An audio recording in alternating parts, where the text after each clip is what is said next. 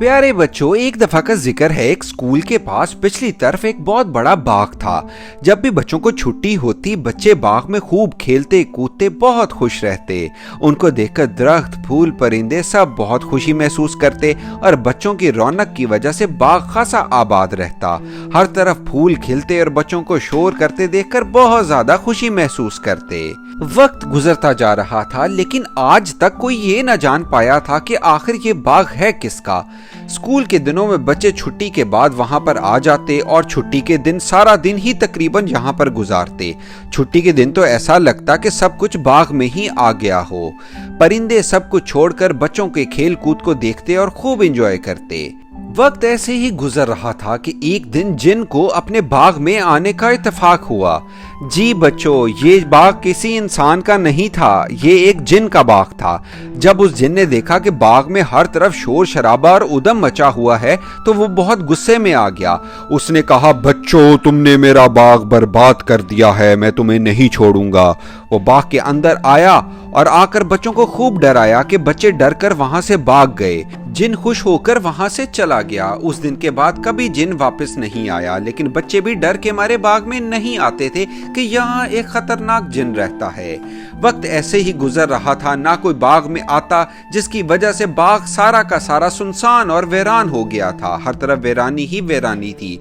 जब परिंदों ने देखा कि अब बच्चे बाग में नहीं आते तो उन्होंने भी वहां घोंसले बनाने बंद कर दिए और वहां से चले गए। पौधों ने देखा कि ना बच्चे आते हैं ना तो परिंदे, तो वो भी मुरझा गए और हमेशा के लिए फूल खिलना छुड़वा दिए। वो बहुत उदास थे, इतनी बेरौनकी थी जैसे यहाँ कभी कोई आया ही ना हो। काफी वक्त के बाद अचानक जिन का गुजर अपने बाग के पास से हुआ तो उसने सोचा अब तो वहां सब ठीक होगा, ना कोई उधम मचाता होगा और ना ही कोई शोर करता होगा। लेकिन जब वो बाग में आया तो इतनी वीरानी थी कि जिन भी घबरा गया। वो कोई बाग तो लग ही नहीं रहा था, ना फूल, ना फल, ना पौधे, ना परिंदे, सब कुछ मुरझाया हुआ था।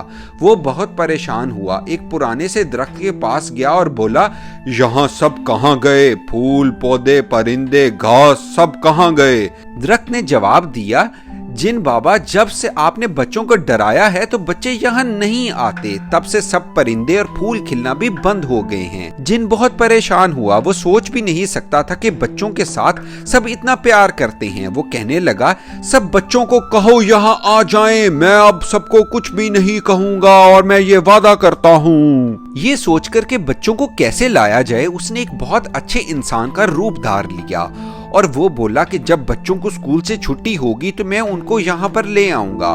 चुनाचे वो बच्चों को लेने चला गया और कहा, चलो बच्चों, बाग में चलकर खेलते हैं। तो बच्चे बोले, वहां जिन है, वो हम सबको खा जाएगा। वो आदमी बोला, नहीं, अब वो माफी मांगकर चला गया है। तुम सब आओ और अब यहाँ पर खेलो, वो किसी बच्चे को कुछ नहीं कहेगा। सब बच्चे मान गए। जब बच्चे बाग में खेलने गए तो वाकई वहां कोई जिन नहीं था।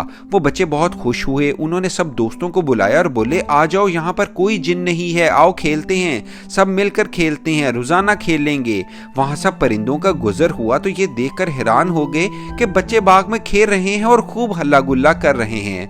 ये देखकर परिंदे भी चहचहाने लगे। पौधों ने सर निकाल कर देखा तो बाहर तो खूब रौनक थी। बच्चे वापस आ चुके थे और परिंदे गुनगुना रहे थे, तो पौधे भी खुशी के मारे अपने फूल खिलाने लगे।